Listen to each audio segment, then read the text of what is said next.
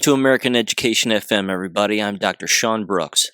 The information is flying in at a rate that I've never even seen before. I've never even heard before. Again, the connectivity that we have now in our culture all over the world and finding out about what's going on all over the world is absolutely remarkable.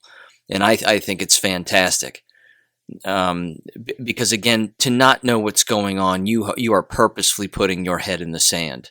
You're using the wrong resources, and you're going to hear some audio from one particular individual who is clearly out of touch, and it's very sad, to be honest. I know that I rail on these people on a regular basis who are brainwashed and don't get it, and I fully understand that I'm going to continue to do such things. However, we do have to understand that there is a sad, sad point with the human race when they fail to see the light, even when the light is right in front of them. And there's an awful lot of that going on, as I'm sure you're fully aware. So let me just rock through a number of stories here that occurred late last week and over the weekend. First of all, it should come as no surprise, as I've brought up on this podcast before, that just because a state in the United States puts a no mask mandate on doesn't mean that schools aren't going to fight back against it and resist not having masks. There are plenty of brainwashed people out there that work in these buildings and run these school buildings that still want masks. And one of them is a former district where I used to work in Florida. They have a mask mandate. They're defying the state mask mandate. There are lots of them in Florida that are doing that, even though Governor DeSantis has said no masks whatsoever. So yeah, there's a lot of that. Again, it's even happening in private schools and Catholic schools in Florida as well. One in particular in Broward County, again, a Catholic private school is mandating masks even for the very, very young and the teenagers, whether they've been jabbed or not. And we know that, of course, none of these work, including the jabs and the masks, but it doesn't mean that they're not going to continue to just brainwash the masses, because they themselves are brainwashed, so they're just going to do whatever they want. And again, we hear the word precipice a lot, and we've heard that word a lot. And that's an individual choice that a person has got to make. I mean, what is an individual's personal breaking point? How often are you going to continue to send your children to these environments that are openly abusing them? When is that line? When are you going to cross that line and eventually say, I can't do this anymore. We can't do this anymore. This is beyond outrageous. Because I'm telling you, if you left now, or you leave a week from now or 6 months from now, you're still going to look backwards and say, look at all that time we wasted. Look at all of that time where we could have been homeschooling and they could have been in a healthy environment in XYZ. I mean, time is precious here. So I would encourage people to always consider that and just self-govern and take the power back as much as you possibly can. These environments cannot be fixed. And I do not believe for a minute, and I know that there are great teachers out there and great board members too, but the fact is that the entire system has to be brought down. The entire thing. So to continue on this same wavelength of just some of these news stories here, California is mandating jabs for all of their teachers statewide. There was a Loudoun County, Virginia teacher who quit last week during a board meeting, and it was absolutely fantastic. And she started to cry, and she referred to herself as a cog in the machine, and she didn't want to be a part of the machine anymore. See, she's starting to get the language out there that's accurate, because that's how they're being treated. It's Pink Floyd The Wall. If you've ever seen that movie or listened to that record, that's exactly what it is. And by the way, for just quick little history lesson, fun fact. Of all the vinyl records that I listened to when I was younger, Pink Floyd The Wall was the one that I played on a loop constantly when I was in high school. I mean, I read every lyric. It resonated with me, and now again, we were living it back then, but we're still living it now. It just can't be any more obvious. All the kids are masked. They're all walking in line, right down the conveyor belt and right into the meat grinder. And it's a sad thing to see, and it's even sadder to watch parents continuously force their children to go to these environments when they know exactly what's going on within them. So I know everybody's circumstance is different, but this right here is what happens when we rely on government to do what we should be doing in the first place. Let's see here. There was another Gateway Pundit story where a Kansas math teacher was fined after resigning because in the end of July, they reinstated their mask mandate and their critical race theory teachings. And he basically just said, I've had it. I quit. I'm done. And I'm pulling my kids out of this school building and this school district as well because I'm not going to have them abused in this environment. Bravo. I mean, that person deserves a round of applause because they're working in the environment, sending their children to that environment, and they've said enough is enough. And that's an excellent, excellent move. And saved their lives, frankly, and saved his own. See, that's the cool part, too, is that a lot of teachers who don't leave these environments don't know what awaits them. They don't know that when you see things from the outside looking in after having been on the inside, it changes everything. It changes your entire life. It's Plato's allegory of the cave. If you've never looked that up, I recommend looking it up and reading about it. It's exactly what's going on right now with a number of different people, and it's a beautiful, beautiful thing. This was nuts too. Again, the conflict aspect of this is something that I've spoken about in the past because that's where a lot of my past research would lay when it came to violence in school and being able to see the predictable conflict that's just inevitable, in particular regarding now all of these totalitarian rules that are taking place. But this is just a taste, and I'm going to bring up a few more examples too. There was a California parent, and this also came from the Gateway Pundit. I'm not going to read the story, just discuss it here. But a parent sent their elementary school, ended up sending an elementary school teacher to the hospital because the parents showed up to pick their child up from school, only to see their daughter walking out of school wearing a mask and wondering why. And then they started to yell at the principal, the parent did, and then a male teacher intervened, and then there was a scuffle, and then there you go. Somebody ended up getting hit. The point is that kind of conflict is absolutely inevitable. You cannot abuse children in an environment and have parents not break and recognize it for exactly what it is, which is child abuse. So again, it boggles the mind why people are continuing to send their children to such environments, and I sure hope that parent doesn't send their daughter back to that elementary school. Because again, here we're talking about California, where they have a statewide mask mandate, for the most part, as far as I know. And now they want all the teachers jabbed, which means their daughter is going to be around jabbed teachers. So based on the medical proof that exists out there, their daughter is in elementary school and is possibly going to be transmitted on by the jabbed staff members. Again, the walls are closing in here. I mean, it's Star Wars when they're in the trash compactor. The walls are coming in from both sides, except instead of it coming from both sides, it's also coming from the ceiling and the floor. And it's all just crushing in on itself, and there isn't going to be any amount of stopping it or leaning up against the wall or trying to brace it that's going to keep this entire thing from crumbling to the ground. It's what has to happen. It's just what has to happen. And another piece of conflict, again, I was listening to talk radio last week at the end of the week. There were numerous stories of not just mask mandates being rolled out again in places where they shouldn't be, but here in Ohio, there was a story of, again, didn't make the mainstream media, and it wouldn't, but no reason to assume that the parent was lying. But they were saying that their niece, so it would be the uncle of this 12-year-old girl, was jabbed against her will at a Dayton area school, and then was told after being jabbed to not tell her father. So don't tell your father that you got this today. You'll be fine. Everything's fine. And then they sent her home. And of course, she told everybody and said they gave me a shot today. And they gave her, they cooked up the COVID jab and gave her a COVID jab in school.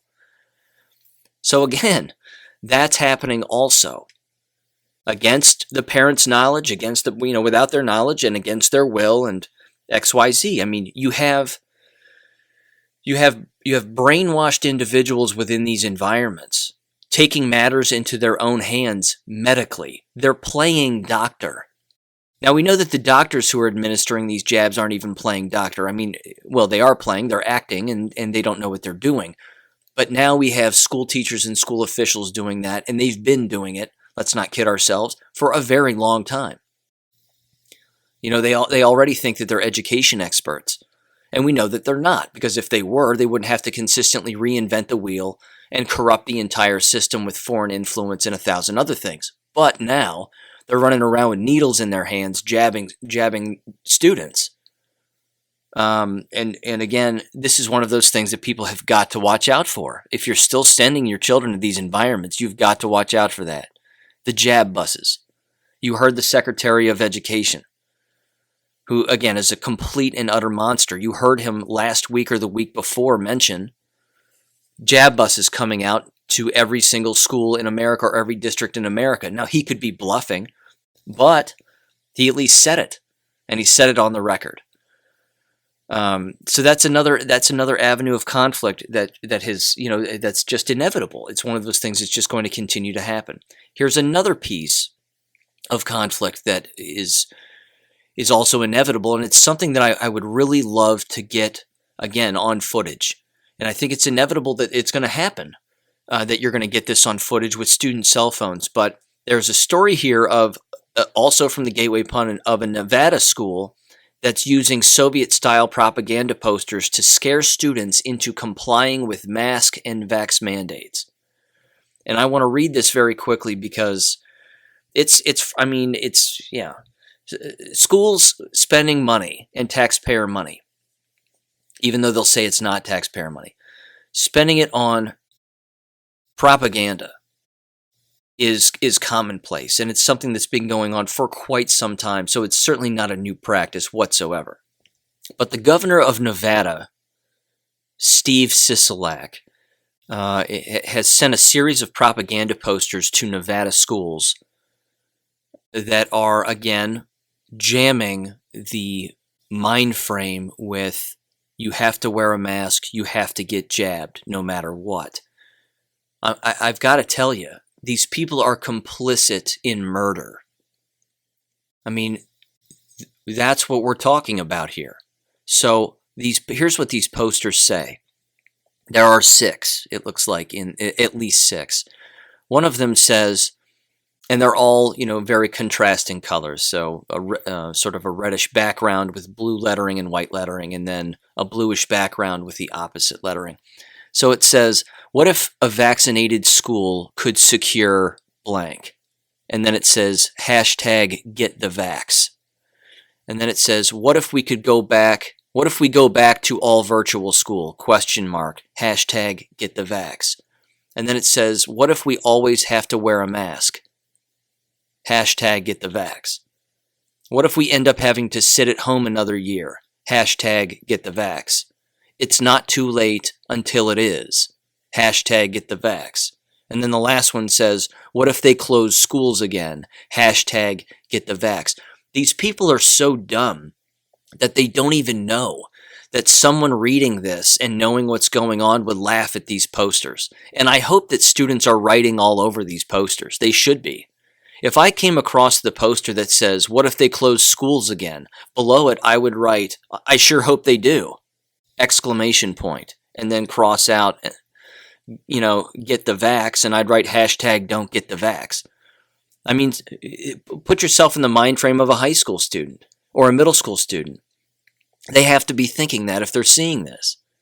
But again, this kind of propaganda is beyond blatant. And the future conflict, which I've spoken about in the past, which I think is something that's going to, it certainly happened last year, and it's going to continue to happen. It happened with the MAGA hats. I would call it the MAGA hat phenomenon. where you had students coming to school either on hat day or not, and they're wearing Make America Great Again hats. And some of them are getting in physical fights. Some of them are getting in arguments with their teachers. Some of their teachers are screaming at them, calling Donald Trump racist and blah, blah, blah, and all this other nonsense. It's that phenomenon just moved over to this. So the question is this: are we going to see in the future on tape, on cell phone footage, and I highly encourage that this happens. So if you're listening to this and you're a student, do this.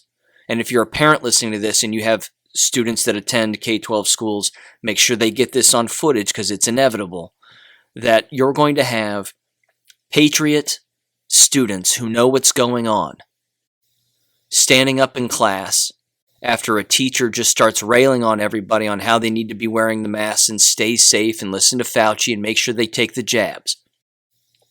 How many patriot students are going to stand up and push back against that teacher or that administrator and call them out in front of everybody? I mean, think of all the assemblies that take place throughout the course of a K-12 school year typically. It's inevitable that I know I'm using the word inevitable a lot. My apologies. There are other words I could pick, I guess.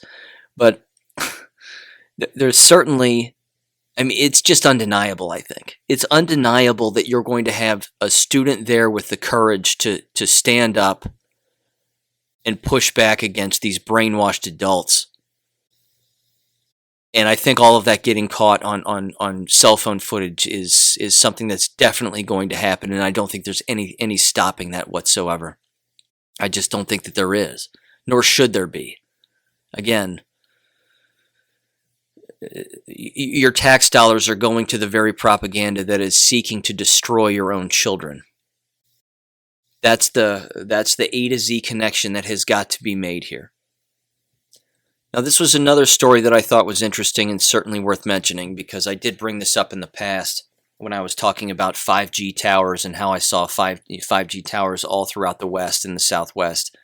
And when I was driving through Louisville, Kentucky, there was a 5G tower right next to a high school, right next to a front door of a high school. Well, this happened just over the weekend, and it comes from the Children's Health Defense Fund, or Children's Health Defense. And it was a lawsuit against the FCC. And it says, historic case, we won. The FCC failed to provide evidence that 5G and wireless are safe. So again, and it's a picture of a kid kicking over a 5G tower. It's a beautiful thing. The videos that exist all over BitChute of people taking Geiger meters or Geiger counters that measure radiation and walking up or around 5G towers and watching the meter just bounce all over the place is astounding. And those videos, again, are everywhere. Are you going to see them on YouTube or Twitter or Instagram or Facebook? No. They're going to get deleted because, they think it's a conspiracy theory. No, it's a conspiracy fact. It's radiation. It's full-blown radiation. And there's nothing good about it. The internet is just fine.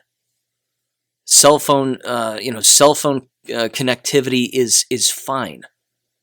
You want to put up a basic cell tower out in a rural area, do it, but it doesn't have to be pumping 5G everywhere. So that's a win, I think. It'll be interesting to see what happens later on down the line, but it's certainly a win, and I support it 100%. Now, there's a couple other things here. I want to play some audio. Some of this is heartbreaking. Some of this, again, a couple of board meetings, but I want to play this first one here, very quick. And it's a guy describing his friend's daughter who took the Pfizer jabs. So give this a listen. Well, I don't like making videos, but I feel obligated on this one. My best friend's daughter got the Pfizer shot. Right after the first shot, she passed out, went unconscious for 15 minutes, and had a heart attack. 2 months later, she's having heart problems. She's 12. The jury is in on heart damage. When the heart gets damaged, it does not repair itself. It's not like the liver. The liver can repair itself. The heart does not. So now she has myocarditis. The spike proteins that are in the jabs will continue to attack her heart. She'll need a heart transplant. If she survives that, we know that she's probably blood clotting already, because that's what the jabs are doing to people. She's not going to survive. Again, I'm not trying to be morbid. I'm just bringing up the facts. She's not going to survive now. And people are pushing these jabs on their children, and they're pushing these jabs in schools. And I want you to understand that. And again, the push for all of this is going to continue to get worse, because with every single push, there are going to always be people that bite. There are going to be people that bite on that hook. They've resisted, but now they'll take that bite. And I understand that it's human nature would say the exact opposite, that typically the more facts that roll out about it, or the more that somebody actually stops, thinks, and discovers something on their own and realizes that they've been lied to on their old television programming system, that less people are likely to chomp at that hook, regardless of how much pressure is put on them. But the enemy knows that the more they push, they're gonna be able to scoop up more and more people with every push. So you have to continue to resist and disobey and not line your children up for the slaughter every single time. I mean, you just have to, and you have to be vigilant about what's going on in these school buildings. Again, that's why, in my professional opinion, these are not healthy environments. They just aren't. The line has been crossed. They've played their hand. You've seen the hands that they're willing to play. That's it. They've already played them. So don't get amnesia and think to yourself, well, there was certain circumstances and they were just doing the best they could and, whatever else. Everybody always says that. Well, they just did the best that they could and it was unexpected, but, we all had to make do and everybody had to do their part and blah, blah, blah. All this rationalization. It's remarkably problematic. And it's unhealthy, to say the least, because it should tell you about the mental state of the individuals that are going along with this. And it's really, really sad. Now, as I mentioned earlier, I know that I harp a lot on the people that are brainwashed and they don't know what's going on and XYZ. And rightfully so, and I'm going to continue to do so. But this little clip right here from a board meeting from last week at a school somewhere, I believe in Massachusetts, is just, it is sad to hear the brainwashing in this one particular parent, because they refer to Anthony Fauci, as being an example of a trusted person. And then the entire room laughs. So I've just kind of ruined the clip, but I want to play the audio so that you can hear it, and then I want to make a few comments after the fact. So here we go. Effective in fighting COVID under rules established by health experts. One would have to dismiss the views of highly educated and experienced scientists, people like Dr. Anthony Fauci or doctors. Excuse me. Again. Now I'm going to tell you something. Again, normally in situations like this, I might be a little more cold-hearted and say something like, well, she's a fool, she's a moron, blah, blah, blah. The fact is that this is a psychological disorder. She has been abused, as we have all been abused. And it is diagnosable, and it's referred to as Stockholm Syndrome. And I want to read a little bit about it if you're unfamiliar with Stockholm Syndrome, and I just want to read a little bit about the history first, and then again how it comes about, because I would say the only pandemics that are going on right now are in fact Stockholm Syndrome and Munchausen Syndrome.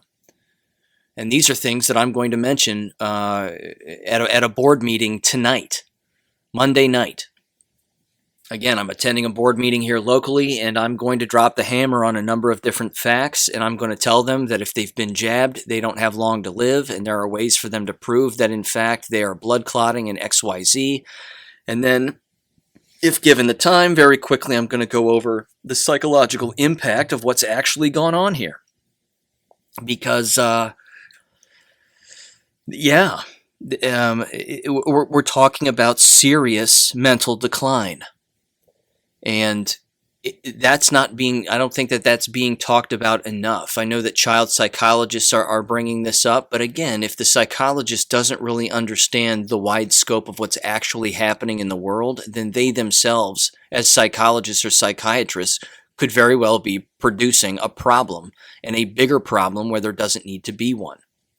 So first of all, the history of Stockholm Syndrome, and I'm reading this directly from healthline.com.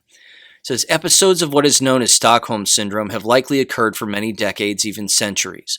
But it wasn't until 1973 that this response to entrapment or abuse came to be named. That's when two men held 4 people hostage for 6 days after a bank robbery in Stockholm, Sweden. After the hostages were released, they refused to testify against their captors and even began raising money for their defense. After that, psychologists and mental health experts assigned the term Stockholm Syndrome to the condition that occurs when hostages develop an emotional or psychological connection to the people who held them in captivity. Despite being well known, however, Stockholm Syndrome is not recognized by the new edition of the Diagnostic or Statistical Manual of Mental Disorders. This manual is used by mental health experts and other specialists to diagnose mental health disorders. Okay. So they're saying it's not a classified mental disorder, but it certainly is a real thing and a real condition. And again, let me mention this briefly as well. Again, Stockholm Syndrome is commonly linked to high-profile kidnappings or hostage situations. Now again, think about what's been going on here. It certainly is a kidnapping, and it certainly is a hostage situation, and it feels like that for many, many people. Even in these quote-unquote free states like Florida or Texas or whatever. We continue to hear these stories and read these stories, and every single time you hear of someone taking a jab and falling ill, or somebody being coerced to take a jab, or somebody being forced to wear a mask, if you're not directly involved, that doesn't mean that it's not having a psychological impact on you, on the innocent person who's completely awake. It does. It has a psychological impact on all of us. So we're all being traumatized. That's the larger point here. So again, it continues and it says Stockholm Syndrome is a psychological response. And it's a connection that develops over the course of days, weeks, months, or even years of captivity or abuse. And with this syndrome, it says hostages or abuse victims may come to sympathize their captors.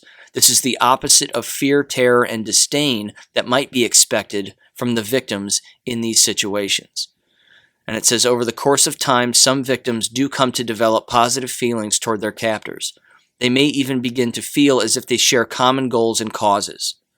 The victim may begin to develop negative feelings toward the police or authorities. They may resent anyone who may be trying to help them escape from the dangerous situation they're in. This paradox does not happen with every hostage or victim, and it's unclear why it occurs when it does. Then it says many psychologists and medical professionals consider Stockholm Syndrome a coping mechanism or a way to help victims handle the trauma of a terrifying situation. So again, I guarantee that if you're listening to this, you know of people who are suffering from this. I certainly do, including my own family members. Some of my own family members, again, they've lined up, taken the jabs. We're all in that situation here. And they don't want to hear it. And they don't want to hear the truth. So what do? They retreat. Because cognitive dissonance and retreating from the facts is a coping mechanism. That's where the phrase, sticking your head in the sand comes from. Ostriches don't actually stick their head in the sand. It's just a metaphor. And it's true. I mean, it's a mental way of avoiding the facts about even a very abusive situation that has everything to do with them and the people around them and all of us. But they're incapable of seeing that. They're incapable of seeing the larger picture that everybody is being abused in this giant scope of what's going on. And I've mentioned this book in the past, and Amazing Polly brought it up in one of her episodes, but it's titled, I believe, The POW Survival Guide. It's a very small book written by a clinical psychologist who's again, an MD. And he's ex-military, I believe, if I'm not mistaken. And it's an excellent read. And it's a small book. It can practically fit in the back of your pocket. I highly recommend reading it because it teaches you, again, how to strengthen your mind in times of trauma. And we really are all POWs. We have been here for the last couple of years. I mean, theoretically, we've been POWs our whole lives, with all of the lies that we've grown up with and all the lies that we've believed and the lies that are in the textbooks and the lies that we're taught. We don't know that they're lies because that's the power of brainwashing. That's what that does. But once you start to wake up and you start to realize that things are not as they seem, and that the individuals that have been running the show, so to speak, are very, very evil, and deception is their number one play all of the time, that in itself is traumatic. But there are too many people that don't even want to wake up from that, including the woman that you just heard. She's fully masked to the bone. A room full of people starts laughing at her when she calls Anthony Fauci the trusted science, or a trusted scientist. The man is a eugenicist and a murderer.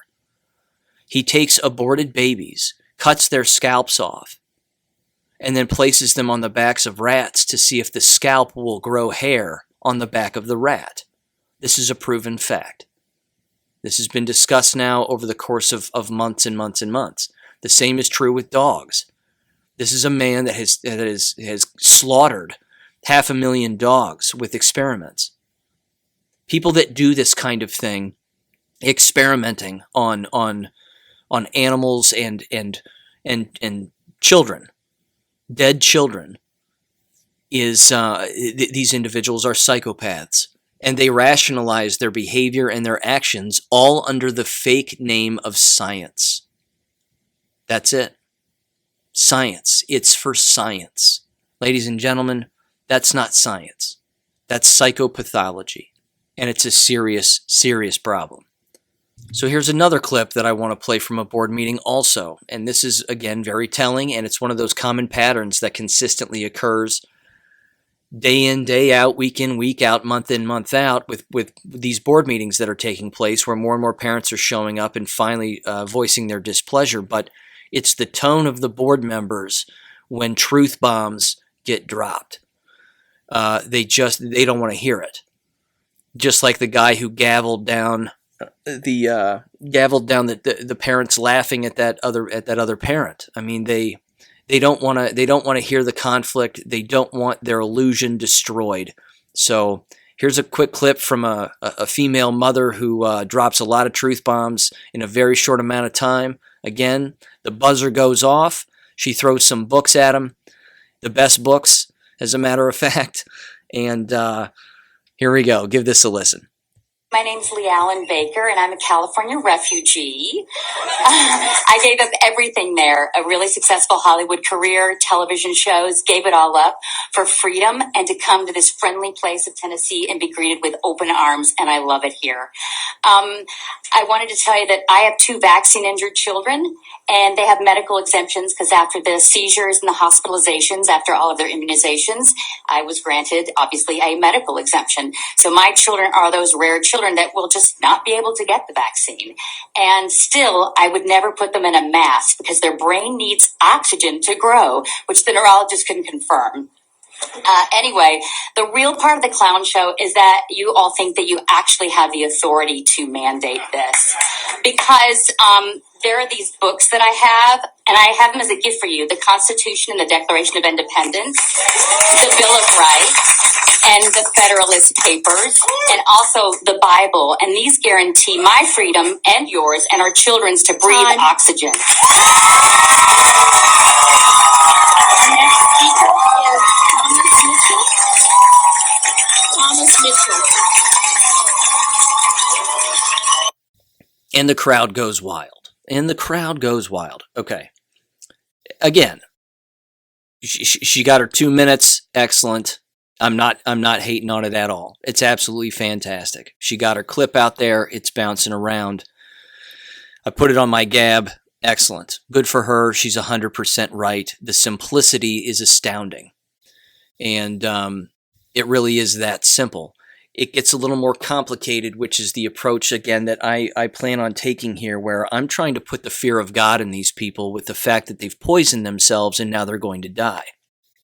I know that that sounds remarkably direct and morbid, but I'm not hearing that as frequently as I would like, about the blood clotting and how it's not going to stop, and eventually these individuals who have been jabbed, if they haven't been jabbed with the placebo, are going to die of neurological damage. They will not be able to reproduce, and they're going to die of blood clotting at some point within the next few years. Again, it's already happened. The blood clotting happens immediately, as you heard earlier. Immediately had a heart attack with the 12-year-old girl, and there you go. So for anybody to say that no one's died from these jabs is astounding, but I just want people to kick it. I would encourage people to kick it up a notch at these board meetings. And I'm going to hopefully speak at this board meeting. I fully intend on speaking. My understanding is I might even get 5 minutes. If I get 5 minutes, I've got to read real quick because I've got like 3 pages of information, and I know that I'm just going to have to cross things out probably as I'm going along because I'm not going to get to it. But if they don't end up airing it on their YouTube channel and I can't play the clip itself because they decide to edit it out, which it wouldn't shock me if they do once they hear what I have to say, I'll read everything that I had written down and typed out word for word on this podcast so that you can hear what in fact I either did say or the entire thing that I wanted to say if time was not a constraint, so to speak. So I would encourage, again, even the doctors and the lawyers and what have you to start speaking in these board meetings if you're interested. Or you can just sit back and watch the entire thing burn to the ground. I'm fine with that too. It's completely your call. I think that the entire thing is burning to the ground. I don't think that there's going to be any amount of talking that can take place in these board meetings that's going to cause these school districts to change their ways. I mean, you have to vote all the board members out, you have to fire the superintendent, and then you have to take a bulldozer right through the entire district office. I've brought that up with Vanessa Hurst. She's brought that up with me when she's been a guest on the podcast as well. We always arrive at that general conclusion because that's true, and that's what has to happen. We can't. You can't expect a tyrant to not be tyrannical and to all of the sudden see the light. That's just not how it works. And look what reinventing the wheel in education has gotten. It's absolutely horrific. So you can't expect things to just change overnight, and you certainly can't expect them to change in a short amount of time either, because I think the entire house of cards is not only falling, but it's falling into a pit where it's never gonna be able to come back. And here's another little story that I wanted to bring up too, and I'd like to have this person on as a guest in the future, but someone reached out to me on Gab and they said, "Have you heard of this?" And they sent me this 33-page document. 33, interesting number. But they sent me this document, and it had to do with the National Board of Superintendents. Another superintendent organization, or the Association of Administrators and Superintendents, whatever it's called. And it's an entire document basically talking about reinventing education for schools across America. It's a frightening document because, again, it's them cramming down the critical theories and the social emotional learning, and just the word jargon is extensive, and that's putting it mildly. But that right there is, again, a perfect example of why you don't reinvent the wheel. Reading, writing, and arithmetic are the same. The question then becomes, are they learning old propaganda from the past, or are they being encouraged to think, critically think, and question what is the perceived reality around students? Because we know for a fact that those teachers that do that and encourage that in their own classrooms get fired. They all get fired. And that right there should tell you that if censorship is occurring, it's the truth that's being hidden. That's it. if teachers are getting fired for encouraging their students to think and critically think and examine things from a number of different angles, including questioning the very curriculum or text that sits in front of their face, then that should tell you all you need to know about what's being taught and what's being rammed down people's throats and being shoved into people's eyes when they watch TV or movies or whatever they watch. So those are the larger problems. And again, I'd love to have him on because he said this is exactly what they're fighting in their school district. And my response very simply to that is I think it's good. I think that's an endless fight. That's why you just have to leave. Non-participation in the tyrannical system is what breaks down the entire machine. But if you consistently feed the machine by yelling at the machine to change its ways, I just don't think that's a viable plan. I really don't. I don't think it's going to work, and I think it's delaying the inevitable, which is that the entire thing is just going to crumble. So certainly lots to pay attention to. There's certainly a ton going on. Again, I hope to be able to bring some audio from this next board meeting to bear here in Wednesday's episode. I'll definitely let you know how it goes. I'll stick around as long as I can. I'll be there from the beginning of the board meeting because sometimes I have a feeling like in many board meetings, they wait till the very end before they get public comments out of the way. I also have a suspicious hunch here that this particular board meeting is going to be packed to the gills, whereas some in the past have not, in particular the last one, which was in July. Now this next one is on August 16th, so it's today, and that's going to be a big deal. That's going to be interesting. So we'll see if I can get up to the lectern and let them have it. But again, you have to understand, I have no skin in the game here, so to speak. I have no children in the district. I'm not affiliated with the district whatsoever. Unfortunately, this was the same district I graduated from in high school. And so all of the learning that I've done around the United States, and now I've come back, and I'm going to blow them up. And I'm just going to let them have it. And I'm going to tell them they're a criminal organization, and everybody should pull their students out of this school district immediately because they've officially allowed child abuse to take place. And now they're pushing vax mandates and jab mandates, and they're going to be responsible for the permanent sterilization and murder of not only their staff members, but their children. And they need to know that because, again, that's not being said yet. Not hearing those TikTok clips on audio around social media. That's what I'm not hearing yet. I'm hearing a lot of very good medical doctors bring up the medical facts, and it goes in one ear and out the other. But I'm not hearing them look at these board members and these staff members and say, you're not going to survive. You will not survive this. And I know that that's hard to hear, and I know that that's hard to listen to, but it has to be said, and somebody has to say it. And again, I have nothing to lose here, so that's why I'm going to go here and I'm going to attend. It'll probably be my first and only board meeting where I speak, but there you have it. I'm going to end this episode with an audio from a champion kickboxer by the name of Andrew Tate. Give this a listen, and I'll catch you on Wednesday. Tell you something, man. When this corona thing was going on, I flew here from Romania on Wizz Air because you can't get first-class flights into Europe. It's all these low-cost carriers. I'm flying Wizz Air. I have a mask on. Excuse me, sir, put the mask over your nose. This fucking air stewardess, this minimum wage bitch. So I put my mask on my nose. Everyone was freaking out about masks. I had to fill in all these home office papers when I landed, all this crap, PCR test, blah, blah, blah. I thought I'm not doing that again. So about 2 months later, I flew on a private plane. No mask. No PCR test, no home office paperwork. My pilots weren't wearing masks. When I landed at Biggin Hill Airport, the people who met me in the BMW, no one was wearing a mask. Nobody had a mask on. No one asked me to fill in shit. Do you know why? Because I was rich. Corona doesn't exist for the rich people. As soon as you pay $50,000 for a flight, now they don't trouble you then. They trouble the shit muncher on the Wizz Air flight. It's all a fucking scam. All of it's a scam. And this is how the whole world has always worked and always will work.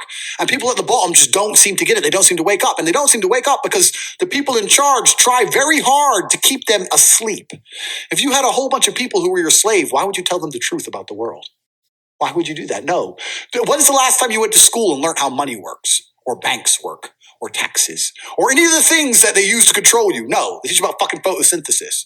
They don't want you to know anything. They don't want us to know anything. They just want us sitting there going, okay, he's a panda, and I stay in my house because of Corona. Clap for the NHS. Like a performing seal. Like an idiot.